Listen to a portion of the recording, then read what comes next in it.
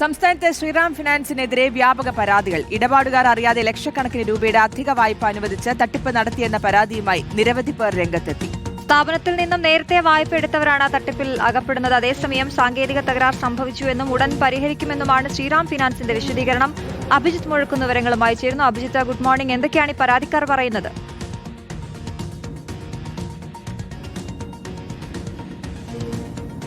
Good morning. കഴിഞ്ഞ ദിവസം നമ്മൾ പലതരത്തിൽ ഈ പരാതികൾ ശ്രീറാം ഫിനാൻസിനെതിരെ കണ്ടതാണ്. വ്യാപകമായ പരാതികൾ, കൂടുതൽ പരാതികൾ രംഗത്തെത്തുന്നു എന്നുള്ളതാണ് ഏറ്റവും പ്രധാനപ്പെട്ട കാര്യം.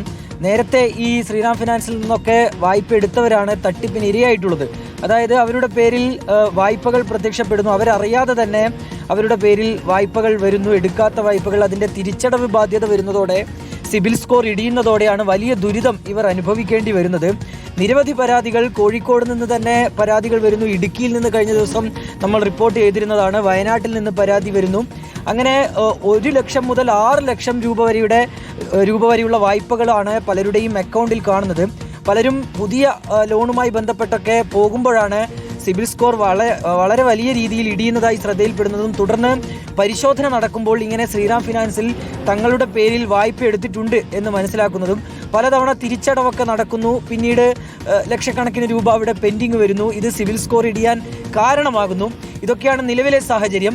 ഏതായാലും ഒരു സാങ്കേതിക തകരാർ എന്നുള്ളൊരു വിശദീകരണത്തിനപ്പുറം മറ്റൊരു മറുപടിയും നൽകാൻ ഇതുവരെ ശ്രീറാം ഫിനാൻസ് തയ്യാറായിട്ടില്ല.